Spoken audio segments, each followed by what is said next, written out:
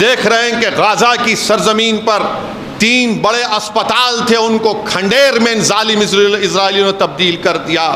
ان کی ماں اور بہنیں اپنی مائیں پکار پکار کر کہہ رہی ہیں کہ میں نے اپنے بیٹے کو کھویا، اپنے باپ کو کھویا، اپنے شوہر کو کھویا، میں نے اپنے خاندان کے 25 لوگوں کو کھویا، مگر وہ ہماری ماں پکار کر کہتی ہے حسبنا اللہ و نعم الوکیل۔ الشفا ہاسپٹل میں ظالم اسرائیلی اپنی فوج کے ساتھ گھس کر 100 خواتین کی عصمت ریزی کرتے ہیں کہ 30,000 لوگ مر گئے، مگر تمہاری زبانوں پر اسرائیلیوں کو ظالم تم نہیں کہہ سکتے۔ کیا فائدہ اس تیل کا، اس سونے کے پہاڑوں کا جو ان 30,000 کو نہیں بچا سکے۔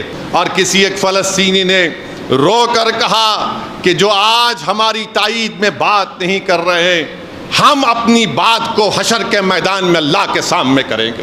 میرے باپ کو مار کر جب میں قبرستان میں دفنایا تو میں دیکھتا ہوں کہ اسرائیلی فوج کے ظالم لوگ بلڈوزروں سے میرے باپ کی لاش کو نکال کر اپنے کتوں کے حوالے کرتے ہیں کہ کھاؤ میرے باپ کی لاش کو۔ آج ہم جو کچھ دیکھ رہے ہیں غزہ میں، فلسطین میں جو کچھ ہو رہا ہے کہ 30,000 لوگوں کی موت، جس میں 11,000 سے زائد معصوم بچے، 12,000 سے زائد خواتین، 60,000 سے زیادہ لوگ زخمی، جس میں آج کی تاریخ میں 25-30 ہزار کے قریب ہماری بیٹیاں، ہماری بہنیں حاملہ ہیں، جن کے پاس کوئی ڈاکٹر اسپتال نہیں ہے۔ ہم دیکھ رہے ہیں کہ غزہ کی سرزمین پر 3 بڑے اسپتال تھے، ان کو کھنڈیر میں ظالم اسرائیلیوں نے تبدیل کر دیا۔ الشفا ہاسپٹل میں ظالم اسرائیلی اپنی فوج کے ساتھ گھس کر 100 خواتین کی عصمت ریزی کرتے ہیں، اسپتالوں کو برباد کرتے ہیں۔ 20 لاکھ کی آبادی غزہ کی، 12 لاکھ لوگ آج بے گھر ہو چکے ہیں۔ ان کے پاس گھر نہیں ہے، سر پہ سایہ نہیں ہے، مگر سلام کرتا ہوں میں ان غزہ کے ان غیور مجاہدین کو۔ ان کی ماں اور بہنیں اپنی مائیں پکار پکار کر کہہ رہی ہیں کہ میں نے اپنے بیٹے کو کھویا، اپنے باپ کو کھویا، اپنے شوہر کو کھویا، میں نے اپنے خاندان کے 25 لوگوں کو کھویا، مگر وہ ہماری ماں پکار کر کہتی ہے حسبنا اللہ و نعم الوکیل، حسبنا اللہ و نعم الوکیل۔ گھر برباد ہو گیا ہے۔ ایک باپ اپنے معصوم بیٹے کی لاش کو اٹھائے ہوئے 5 سال کی اور پکار کر کہہ رہا اللہ میرے بیٹے کی شہادت کو قبول فرما لے۔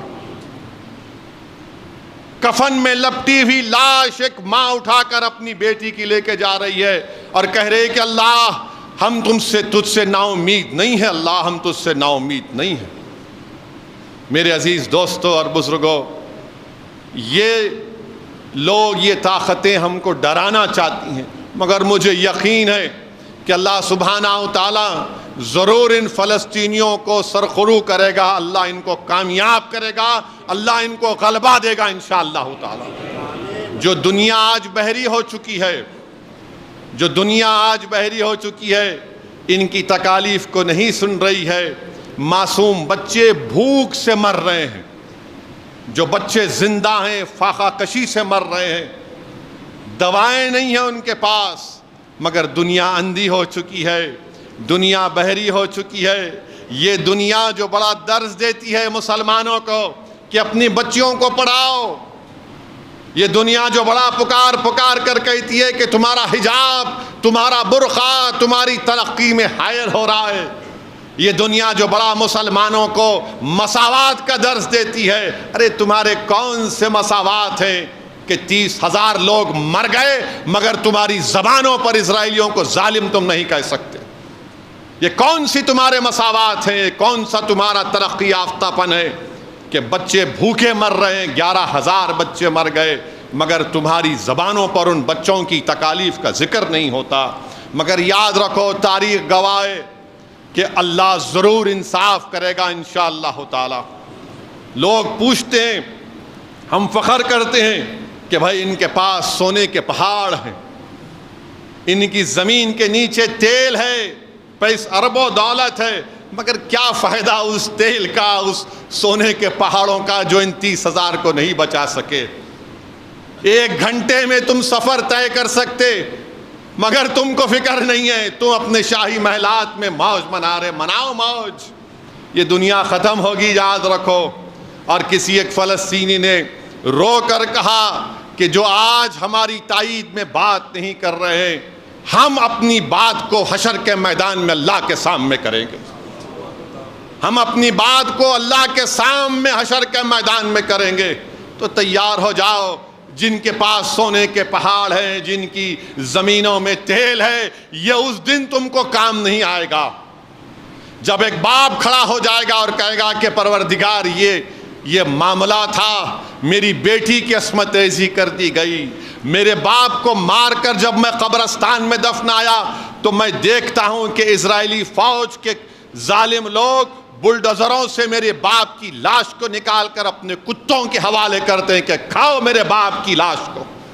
تو جب ان کو جواب دینا پڑے گا، ان کو بتانا پڑے گا، مگر ہم سرزمین حیدرآباد میں بیٹھ کر کم سے کم ہم جذبات سے ان سے اظہار یگانیت کر سکتے ہیں۔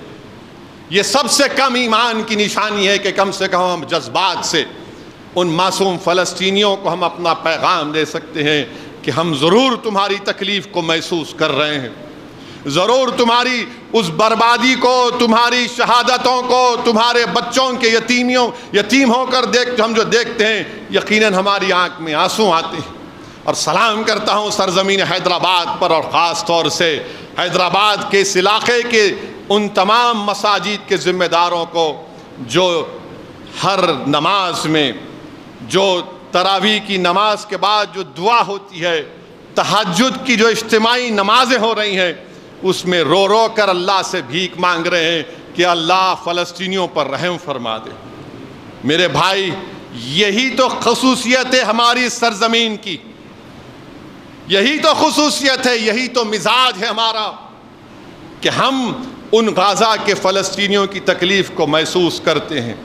کوئی دن میرے پاس نہیں جاتا کہ لوگ فون کر کے پوچھتے ہیں کہ بتاؤ کیسے ان کی مدد کر سکتے، ہم کیسے ان تک ہم کچھ امداد پہنچا سکتے ہیں۔ میں ان کو کہتا ہوں کہ اللہ آپ کے جذبے کو سلامت رکھے، مگر ہماری حکومت جب تک ایک اعلان نہیں کرے گی ہم کچھ مدد نہیں کر سکتے۔ مگر میرے بھائی، اللہ نے آپ کو اور ہم کو ایک بہت بڑا ہتھیار دیا ہے، وہ ہتھیار ہمارے ہاتھ ہیں، وہ ہتھیار ہمارے ہاتھ ہیں۔ ہم ہر نماز کے بعد، ہر ذکر کے بعد اللہ سے دعا کرتے رہیں کہ پروردگار جو آج یہ بے و سر و سامانی کے عالم میں یہ فلسطینی، اللہ تو ان کو رحم فرما دے۔ اللہ سے دعا کرتے رہیے کہ اللہ رزاق، اللہ ان کو رزق دے دے، اللہ شافی، اللہ ان کو شفا دے دے، اللہ غیب سے ان کی مدد فرما دے، اور اللہ سبحانہ و تعالیٰ صبح قیامت تک غزہ کے فلسطینیوں کو اللہ وہاں پر آباد اور شاداب رکھے۔ پروردگار جب تک حضرت عیسیٰ کا تو نزول نہیں کرتا اس وقت تک فلسطینیوں کو آباد رکھ۔ اللہ وہ مسجد جہاں پر آج دمشق میں حدیث شریف میں آیا کہ حضرت عیسیٰ علیہ السلام آئیں گے، پروردگار اس وقت تک ان فلسطینیوں کو آباد اور شاداب رکھ میرے مولا۔ السلام علیکم ورحمۃ اللہ وبرکاتہ۔ آپ سب جانتے ہیں کہ اس زمانے میں سوشل میڈیا کی کس قدر غیر معمولی اہمیت ہے، اور غالباً آپ میں سے بہت سے بھائی بہن اس سے بھی واقف ہوں گے کہ ملت ٹائمز سوشل میڈیا کے دائرے میں بہت نمایاں نام ہے، بہت ہی پرخلوص خدمات انجام دے رہا ہے۔ میری معلومات کے مطابق کسی جماعت، کسی مسلک، کسی برادری، کسی مخصوص مکتب فکر سے وابستگی کے بغیر ملت کی نمائندگی کر رہا ہے ملت ٹائمز، اور میں چاہتا ہوں کہ یہ چینل بھی ترقی کرے۔ میں ملت ٹائمز کے ذمہ دار مولانا شمس تبریز قاسمی نے ایک اپیل کی ہے، میں اس کی پوری تائید کرتا ہوں۔ آپ حضرات اس ماہ مبارک میں اس چینل کی مالی امداد کریں، یقیناً یہ ایک کار خیر میں آپ کا شریک ہونا تصور کیا جائے گا۔ بہت شکریہ، جزاکم اللہ۔ السلام علیکم ورحمۃ اللہ۔